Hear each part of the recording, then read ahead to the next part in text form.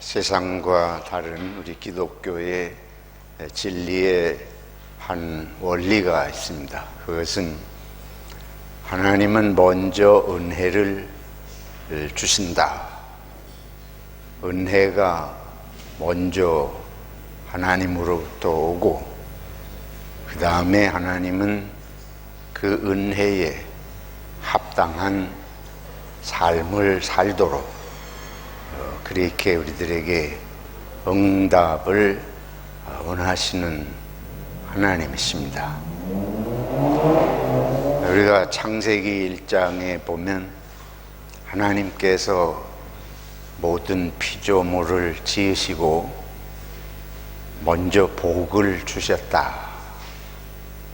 하나님께서 복을 이미 이 모든 생명체 또 인간 모든 당신이 지은 생명들에게 먼저 복을 주셨습니다.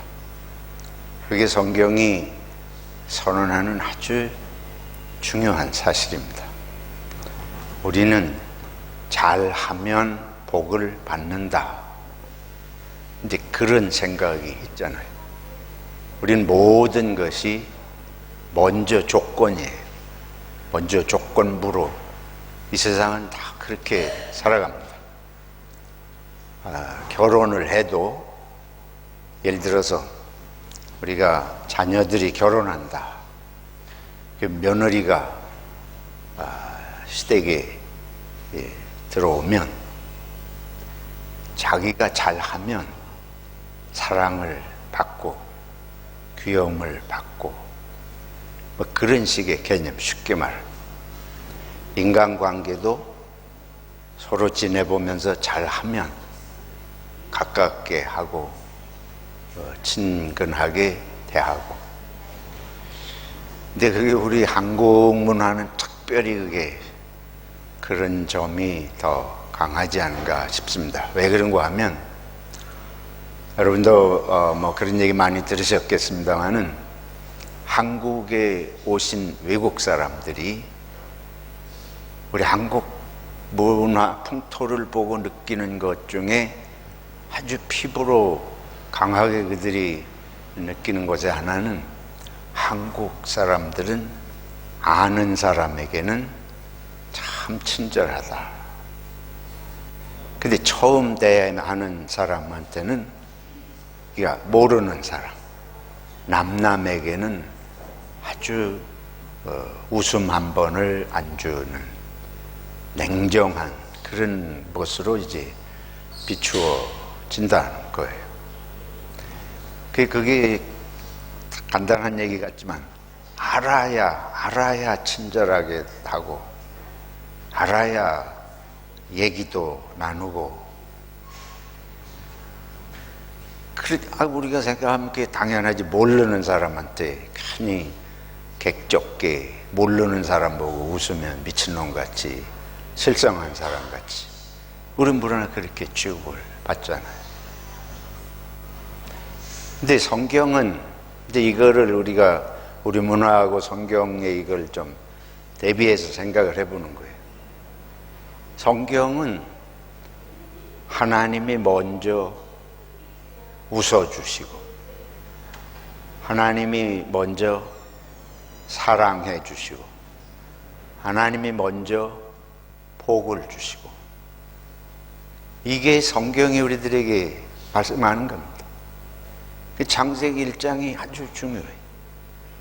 하나님이 이렇게 뭐 지어 놓으시고서 지가 하는 거 봐가지고 잘하는 자는 복을 주셔서 더 잘되게 하시고 못되는 자는 아야 뭐 복을 받을 기회도 없이 이렇게 하나님이 냉정하게 대하시고 이런 게 아니에요. 성경은 당신이 지은 모든 생명체, 사람뿐만 아닙니다. 창세기 21장 1장 22절을 보면 사람보다 먼저 다른 가축이 새라든지 뭐 짐승이라든지 이런 걸 먼저 지으셨는데 그들에게도 하나님이 다 복을 주셨습니다. 하나님은 먼저 생육하고 번성할 수 있는 복을 먼저 주시고 그 다음에 우리들이 살아가도록.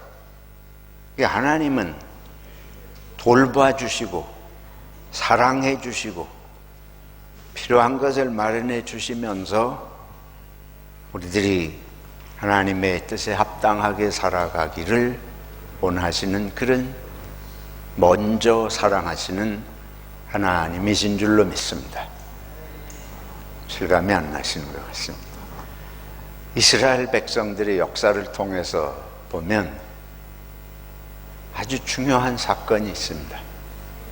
하나님이 이스라엘 백성들이 애굽에서 이집트에서 400년을 종살이를 하는데 하나님께서 이스라엘 백성을 불러 모아 놓으시고 내가 너희들에게 지금부터 계명을 줄 테니까 이 계명을 잘 지켜서 이 횡포를 부리는 애굽 백성들하고 다른 모습으로 내가 원하는 민족의 모습으로 너희들이 사는 모습을 보면 너희들이 참 귀한 가치가 있는 내가 주는 복을 받을 만한 민족인 걸 인정하고 애굽에서 해방을 시키겠다.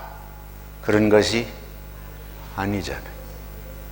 하나님께서 먼저 이스라엘을 애굽의 소나기에서 해방시키시고 홍해를 건너고 광야를 통과하는 상황에서 이제는 더 이상 애굽이 쫓아올 수 없는 안전한 지대에 인도하여 내신 후에 모세를 시내산에 불러 올리셔서 십계명을 주셨습니다. 이것이 대단히 중요한 것입니다. 이 두 가지, 하나님은 먼저 은혜를 주시고 먼저 복을 주신다. 근데 그것은 복을 주셨으니까, 은혜를 주셨으니까 그 다음에 아무것도 없는 게 아니고 그 다음에 조건이 있어요. 그게 뭔가 하면 계명이에요. 은혜를 받은 자답게 살아야 됩니다. 하나님이 애굽에서 값없이 은혜로 해방을 시켜주신 그에 합당한 삶을 이스라엘이 살아가야 되는 건데 그 삶의 내용이 십계명입니다. 늘 말씀드린 대로 우리 한국의 무교는 아예 계명이 없습니다. 아예 계명이 없어요. 무당 종교의 계명이 계율 자체가 없습니다. 아주 쉽게 보면. 그러니까 이게 심각한 문제예요. 우리는 복을 받고 잘 되기만을 바라지 앞에도 조건이 없고 뒤에도 조건이 없어요. 조건은 하나예요. 귀신에게, 영에게 잘 보이는 거 외에 없어요. 그래서 이 무당 종교 생활에 익숙한 우리는 사람에게도 앞도 없고 뒤도 없습니다. 눈에 앞에 보일 때만 잘 보이면 되는 거예요. 우리는 눈앞에 보일 때만 잘 보이면 그만이에요. 그러니 귀신은 자기한테 잘하면 잘되게 해준다, 이런 사상이, 종교적인 속성이 우리들에게 있으니까 안 보는 데서는 지 맘대로 정도가 아니에요. 보일 때만 잘하는 거예요. 보이기 전에도 그렇고 눈앞에 보일 땐 살살 웃고 잘해도 나가면 딴식. 제 말이 이해가 되십니까? 여러분 한 번도 그런 생각을 해보신 적이 없을 거예요. 근데 이게 종교의 영향입니다. 수천 년 동안 그런 종교를 믿고 살아오면서 그게 우리 삶의, 우리 모두의 모습이 된 것입니다. 근데 우리 성경은 하나님이 우리들에게 은혜를 주시고 반드시 은혜에 합당하게 살도록 하나님은 요청하시는 하나님이십니다. 그냥 건져놨으니까 이제 알아서 너희들 맘대로 살아라, 그게 아니고 시내산 꼭대기에서 하나님이 돌판에다 계명을 새겨서 두고두고 찾아 선선히 이 은혜를 받은 민족답게 하나님이 왜 은혜를 주셨는지, 왜 복을 주셨는지 그걸 알고 하나님의 선하신 뜻을 따라 살도록 요청하시는 것입니다. 우리가 예배를 드립니다. 우리 무교식의 예배는 예배 시간만 잘하면 돼. 뭐 세상에서 어떻게 살든지 상관없고 예배 시간에만 와가지고 뭐 그럴듯한 모습으로 하다가 예배당 또 밖에 나가면 다 그냥 내 멋대로 사는 거예요. 계명이 없으니까. 그때 예배라고 하는 것은 바로 이런 겁니다. 하나님이 이스라엘 백성을 해방시켜 주시고, 그러면 어떻게 해방을 받은 민족이 해야 할 일은 해방시켜 주신 것에 대해서 감사해야 될 거예요. 그래서 감사하지 못하는 것은 하나님에게 생명을 받은 삶의 의미를 첫 번도 깨닫지 못하는 거예요. 창세기 1장에 하나님이 복을 주셔서 이 세상에 내보내죠. 하나님께서 생육하고 번성하라고 말씀하시는 건 하나님이 말씀하실 때는 그렇게 하는 은혜를 베풀면서 인도하시겠다는 뜻이 함께 들어있는 것이지, 말씀은 그렇게 주시고 인간이 아무것도 할 수 없게 그냥 내방치하는 게 아니에요. 이스라엘 백성이 애굽에서 해방을 받은 후에 광야에 가니까 먹을 게 없잖아요. 마실 물도 없고, 그들이 거기 정착해서 농사 지은 것도 아니고 광야를 지금 도망해서 새로운 땅으로 가는 여정에 먹고 마실 게 부족한데, 그때마다 하나님께서 기적의 손길로 먹고 마실 걸 공급해 주셔요. 그러니까 하나님은 이와 같은 하나님, 그래서 그런 하나님을 체험하고 나면 하나님은 항상 우리들을 무방비 상태로 방치하시는 하나님이 아니고 은혜를 베푸시고 돌보시는 하나님이시다. 그래서 먼저 해야 할 것이 항상 감사해야 될 줄로 믿습니다. 그러니까 우리가 예배 올 때에 항상 우리는 감사하는 마음이 첫째 옳습니다. 안 그렇습니까? 내가 지난 한 주간 어떻게 살았어요? 하나님의 은혜로 산 줄로 믿습니다. 이 생각이 있으면 내가 한 주간을 산 것도 하나님의 은혜다. 그게 하나님의 은혜에 먼저 감사하는 마음으로 와서 이 예배당에 앉으면 하나님, 지난 주일에 와서 예배 드렸는데 또 이 시간에 주님 앞에 나와 예배 드릴 수 있도록 한 주간 은혜 주시고 보살펴 주셔서 감사합니다. 우리가 기독교인은 당연히 감사해야 할 줄로 믿습니다. 여러분, 무당 종교는 무당에게 가서 감사하는 사람 봤어요? 무당한테는 가서 점치려고 돈 몇 푼 내밀고 점쳐서 자기 운명을 받으면 되는 거지, 무당 앞에 가서 신에게 감사합니다, 무당에게 감사합니다, 그런 사상 자체가 없는 거예요.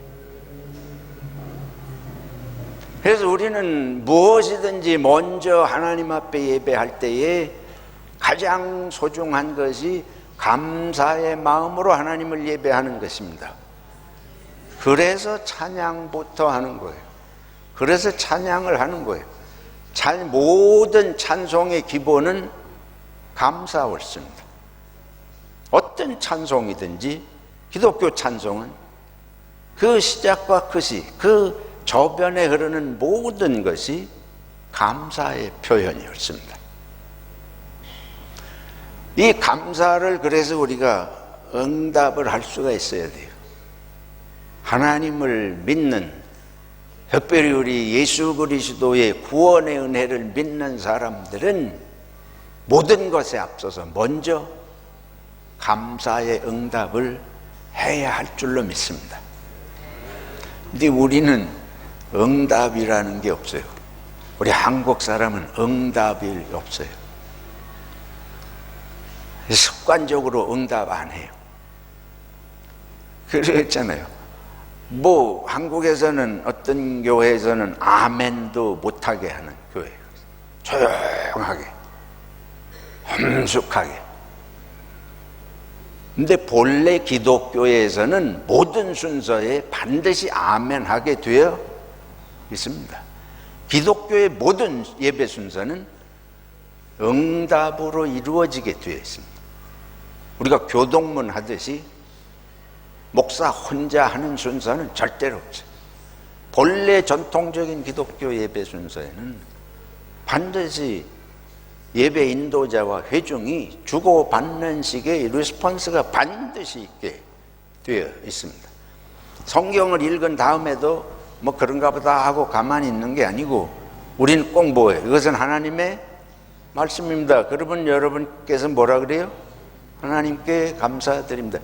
이렇게 하는 교회도 10중에 한 교회도 없어요. 한국 교회는 예배 순서가 왜 그런 의미로 진행되는지 자체를 모르고 그냥 하는 거예요. 근데 거꾸로 이제 그런 거 하면 이상한 줄 알아. 주고받으면 이게 카톨릭식이 아닌가. 카톨릭 없이 개신교가 어디서 튀어나온 게 아니잖아요. 뭐 전통적인 예배 순서가 다 그런 의미를 담고 하는데 우리는 침묵하는 훈련에 너무 익숙하고 대답을 안 해. 응답을 안 하는데 익숙해가지고 뭐를 해도 찬송마저도 안 부르고 아멘마저도 안 하고 그걸 꼭 뭐 겉으로 합니까? 속으로 하지. 그렇잖아요. 속으로 하는 것을 겉으로 왜 못합니까? 이제 생각을 그렇게 바꾸지. 그럼 속으로 하고 겉으로 하는 거 필요 없으면 교회 뭐로 와?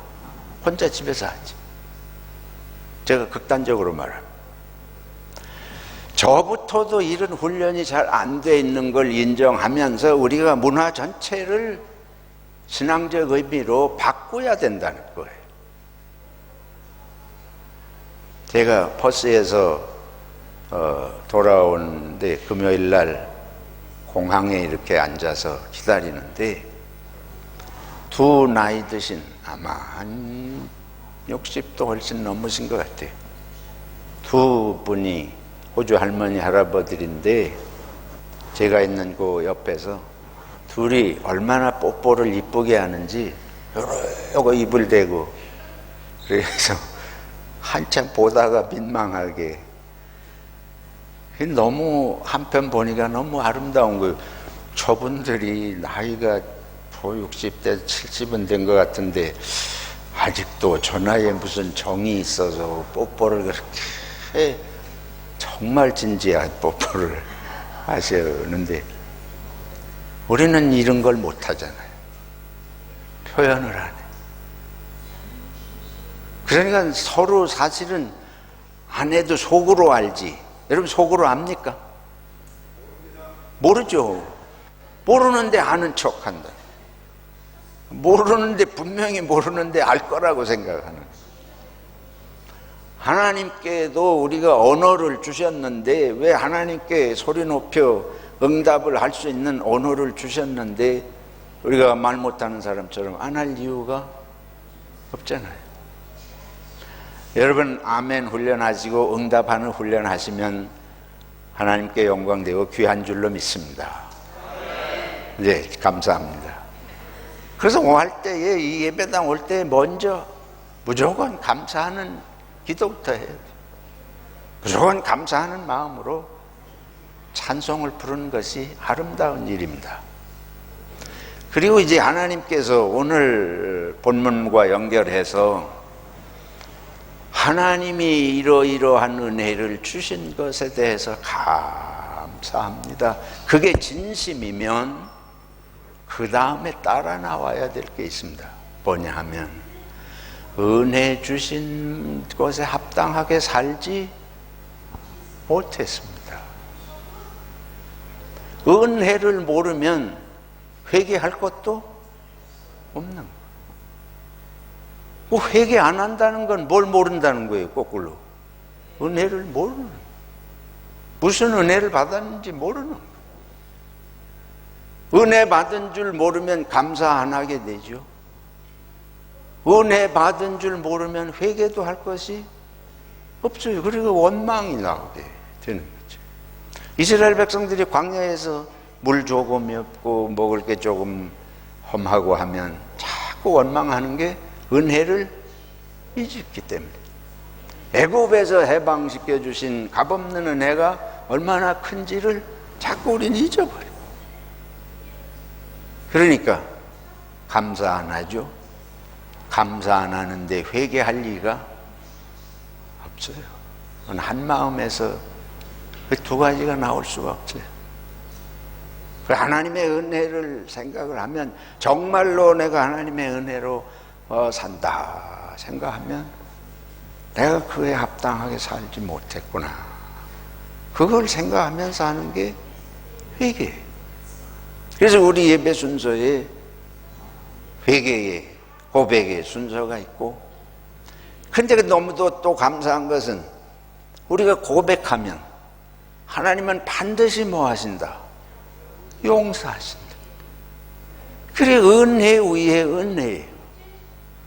은혜를 받았는데 제대로 살지 못해서 죄송해서 회개하면 또 하나님이 그 모습을 기뻐하셔서 용서하시고 또 새로운 은혜를 주시고, 이것이 우리 하나님의 놀라운 사랑이고 우리가 받은 축복인 줄로 믿습니다. 오늘 본문에 이렇게 말씀하세요. 예수님께서 지난주에도 요한복음에서 살펴본 대로 예수님이 제자들 앞에 부활하신 후에 나타나셨는데, 오늘도 제자들 앞에 예수님이 나타나신 장면을 소개를 하면서 사람들이 유령인가? 그러니까 예수님께서 유령은 살과 뼈가 없지만 나는 다 있다고 이렇게 보여주시고, 그래도 못 믿으니까 생선 한 토막을 가져오라. 근데 구운 생선 한 토막을 드리니까 그걸 직접 잡수셔요. 그러면 눈앞에서 잡수시니까 이거는 영이 유령이 아니구나. 그러시면서 예수님께서 하시는 말씀입니다. 너희가 앞으로 증인이 돼야 된다. 무엇의 증인입니까? 내가 고난받고 죽은 것과 부활한 것, 이것의 증인이 돼야 되고, 첫째는 주님의 고난과 죽으심과 부활에 대한 증인이고, 그러면 그 다음에 무엇을 증거해야 되느냐? 오늘 말씀이 죄사함을 받게 하는 회개. 예수님께서 공연히 십자가를 지시고 고난받으시고 죽으신 게 아니고 죄사함의 길을 열기 위해서 예수님이 고난을 받으시고 죽으신 것이다. 예수님의 죽으심은 무슨 사회운동, 정치운동 하다가 죽으신 것이 아닙니다. 믿는 사람들에게, 하나님의 뜻을 아는 사람들에게 예수님은, 내 죽음은, 그리고 나의 부활은 하나님의 자녀들의, 하나님의 백성들의 죄사함을 위한 고난과 죽음이다. 근데 거기 조금 생각을 하게 되는 건 죄사함을 받게 하는 회개. 그 말이 조금 생각을 하게 만들어요. 회개해야 죄사함을 받는다는 것인가? 그러면 거꾸로 돌아가잖아요. 회개하면 용서하신다. 회개 안 하면 용서받지 못한다. 그런 얘기인가? 그러면 그걸 더 확대하면 예수 믿으나 마나? 회개가 조건이라면 여기서 죄사함을 받게 하는 회개라는 것은 회개하면 죄사함을 받는다 이렇게 거꾸로 뒤집으면 안 됩니다. 죄를 용서받는 길은 이미 예수님이 열어 놓으셨습니다. 우리가 회개해서 죄사함을 받는 것이 아니에요. 그 착각이에요. 그거는 세상 우리 사람들끼리 네가 잘못했다고 빌어. 그러면 내가 용서할게. 지금 그 얘기를 하는 것이 아닙니다. 세상은 그렇잖아요. 나한테 와서 잘못했다고 무릎 꿇고 빌면 내가 용서하겠다. 지금 예수님이 그 말씀을 하시는 게, 그러려면 어떻게 하셔야 되는가 하면 잘못했다고 빌면 내가 너를 위해서 십자가를 져주마. 이 세상은 그런 식인데 예수님께서 십자가를 값없이 무조건적으로 지심으로 모든 사람이 하나님의 사랑 안에서 죄사함을 받는 길을 무조건적으로 열어 놓으신 것입니다. 애굽 백성을 먼저 해방을 시키시듯이 모든 인류가 죄의 노예가 돼서 죄의 감옥에 갇혀서 죽음에 갇혀서 사는 우리들을 먼저 죄사함의 길을 열어 놓으시고, 그러면 왜 회개하라 그러느냐? 하나님이 말씀드렸잖아요. 하나님께서 은혜와 복을 주신 걸 알면 첫째는 뭐 해야 된다? 아까 감사해야 된다. 감사한 줄 알면 뭐가 나와요? 회개가 나오는. 우리의 먼저 내가 죄 지었는데 먼저 죄를 다 용서받는 길을 열어놓으셨으니까 감사하고, 그 다음에 내 죄를 대신해서 죽으신 것에 대해서 뭐 해야 되겠습니까? 회개하게 되는 거예요. 뭐 예수님께서 다 십자가 지시고 용서하셨는데 무슨 뭐 회개가 필요해요. 거기에 뭐냐 하면 구원파예요. 여러분 구원파 들어보셨어요? 구원파에는 회개가 없습니다. 이미 다 뭐 받았으니까, 예수님이 다 십자가 지고 용서하셨으니까 회개가 필요 없어요. 구원파에는 기도도 필요 없어요. 하나님이 다 아시고, 그리고 한 번 구원은 영원한 구원이야, 구원파에서. 그래서 하나님이 우리를 다 미리 예정을 하셨다. 태초부터 만세전에 다 구원할 자를 예정을 하셨기 때문에 구원파에서 아주 중요하게 보는 건 하나님이 만세전에 구원하시기로 예정하셨는지 아닌지를 아는 게 중요해요, 본인이. 그래서 그 사람들은 구원받은 날짜가 언제입니까? 이러고 묻고 돌아다니는 거예요. 그리고 하나님이 미리 태초에다 예정해서 구원받기로 정해놓은 사람은 회개고 말고 필요가 없어요. 더구나 우리 죄를 다 누가 지셨으니까? 예수님이 지셨으니까. 그러니까 이게 아주 기가 막히게 사람을 현혹하는 거예요. 그래서 많은 사람들이 구원파에 빠져 들어갑니다. 그런데 우리 성경은 그런 말씀하시지 않습니다. 죄사함을 받는 뭐를 분명히 말씀하셔요? 회개를. 이건 왜 말씀? 죄사함을 받은 줄 알면, 먼저 죄사함을 받은 줄 알면 감사해야 되고 뭐 해야 된다? 회개해야 된다. 회개 안 하면 그건 뭘 말해요? 예수님의 십자가를 욕되게 하는 거예요. 하나님이 구원하신 것을 욕되게 하는 거예요. 왜 그러냐? 죄라고 하는 건 누구에게 짓습니까? 이웃에게 죄를 짓는 거예요. 이웃에게 죄를 짓는 거를 우리가 회개하는 건데, 아주 한마디로 말하면 그걸 회개 안 한다는 건 계속 이웃에게 죄를 짓고 악을 행하겠다는 거 아니에요? 그럼 하나님께서 우리들을 사람답게 살라고 계명도 주시고 은혜도 주시고 사람답게 살지 못하는 거, 이웃에게 사람으로서 해야지 짓은 안 하고 안 할 짓을 하는 게 죄인데, 성경이 말하는 건 그걸 회개 안 하고 용서받았으니까 또 그대로 살겠다 하면 예수님이 십자가 짓게 죄 안 지어도 된다는 식의 십자가가 되는 거 아니에요. 그러니까 기독교는 이게 아주 곤란한 종교예요. 그렇게 되면 예수 믿으면 이웃에게 무슨 짓을 하든지 상관없는 그런 자유방임의 뭐 그런 거 만들어내는 종교가 그게 종교라고 할 수 없어요. 그건 종교라고 할 수가 없습니다. 어떻게 그런 게 진정한 종교라고 할 수 있습니까?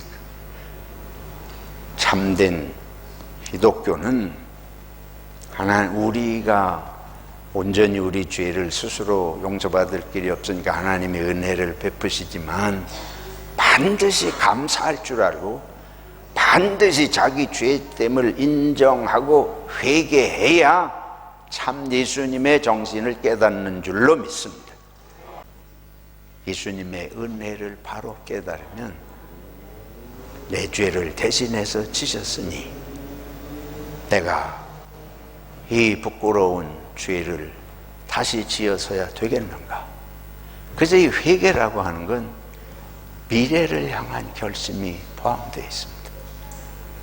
회개의 중요성은 과거를 위한 것이 아니에요. 회개는 미래를 위한 것입니다. 저건 또 무슨 소린가? 내가 듣도 보도 못한 소리 같은데, 회개를 뭐 과거의 일이지, 지난 우리들의 죄를 이미 다 주님이 십자가를 지시고 용서하셨습니다. 그거로 끝. 그러면 지금 당장 뭐 하늘로 올라가서 다 예수 믿고 구원받은 즉시 그 사람은 구원받는 즉시 다 죽어서 천국에 다 간다 그러면 뭐 모르지만 우리는 여전히 세상을 살아가야 됩니다.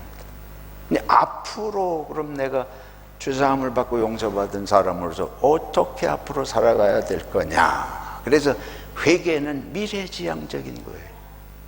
미래의 삶을 결단하는 것이 회개입니다. 우리 기독교가 이 생각을 안 하고 지나온 것에 잘못했습니다만 반복하기 때문에 변화가 일어나지 않는 거예요. 하나님은 지난날 잘못한 거 회개하라 이 차원에서 말씀하시는 게 아니고 너의 모든 허물과 죄를 부족함을 내가 알고 다 예수 그리스도로 말미암아 십자가를 지고 용서하는데 앞으로 그렇게 살지 않도록 결심하라. 그래서 이 메타노이아라는 회개의 말 속에는 방향을 돌이킨다 말이에요. 방향을 돌이킨다는 것이지 용서받았으니까 막 한편하게 가던 길을 계속 가겠다가 아니다. 회개해야 할 줄로 믿습니다. 그래서 우리 오늘 이 성경이 예수님께서 이제 세상에 나가서 우리들에게 이것을 증거하라, 전하라. 뭐냐면 우리들의 모든 부족한 허물과 죄를 예수님께서 대신 지시고 십자가에 지셔서 죽으심으로 우리는 용서를 받았습니다. 모든 사람이 어떠한 허물과 죄든지 예수 그리스도의 은혜로 깨끗이 용서함을 받았습니다. 둘째는 이제 우리가 이 은혜를 알고 이전처럼 살지 말고 하나님의 나라에 합당한 새로운 삶을 삽시다. 이전처럼이라는 게 뭐? 이기적으로 사는 거, 나만 위해서 사는, 남에게 뭐 악을 행하든 말든 나만 위해서 사는 이런 삶에서 벗어나서 우리가 당신도 나도 서로 사랑하고 하나님의 자녀들이고 영원한 생명을 우리들에게 주셨으니까 그 영생의 나라에서 사랑하고 사는 그 삶을 이 세상에서 함께 삽시다. 그래서 초대교회가 그렇게 함께 산 겁니다. 초대교회는 삶을 실천했습니다. 예수 믿고 죄사함 받았으니까 이제 내 맘대로다가 아니고 새로운 삶을 살고 세상이 그걸 포기한 거예요. 이제는 내 것이 없다. 모든 것이 하나님의 것이다. 근데 우리가 그러지. 모든 것이 하나님의 것입니다. 그건 고백하기가 쉬워. 근데 모든 것이 당신 것입니다. 이러면 정신이 벌떡 나지. 그건 아니지. 근데 초대교회는 하나님의 것이라는 건 실질적으로는 무슨 말이에요? 당신의 것입니다. 할렐루야. 믿습니까? 제대로 잘 안 되는 거예요. 그래 초대교회 어떻게 그렇게 했는지 참 놀라운 일 아니에요? 그러니까 성령의 역사가 아주 무서운 파워가 있는 것입니다. 성령의 역사보다 파워풀한 게 세상에 있을 수 없어요.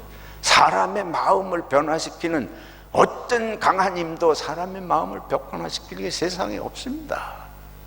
하나님의 영이 임하면 내가 당신 겁니다. 고백이 될 줄로 믿습니다. 그래서 부부 사이도 나는 당신 거요. 우리 이게 안 돼서 이게 문제잖아요. 당신은 내 거요. 그거는 좋은데 나는 당신 거요. 그러면 뭐 입이 다물어져 가지고 공업용 미싱으로 꼬맨 것처럼 열리지를 않잖아요. 너무 놀라운 은혜. 이 믿음을 가지고 세상에 나가 전합시다. 중요한 건 너희가 이 증인이 되라는 거예요. 왜냐하면 세상은 이 생각을 못하고 사니까. 세상이 이 생각을 못하고 사니까 가서 이걸 전해야 된다.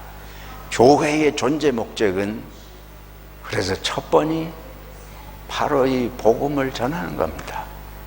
예수 믿고 구원받아서 하나님의 선하신 뜻을 따라 사랑하며 사는 것, 이것이 참 복음인 줄로 믿고 이 복음의 증인이 되도록 되기를 서로 결심할 수 있기를 축원합니다.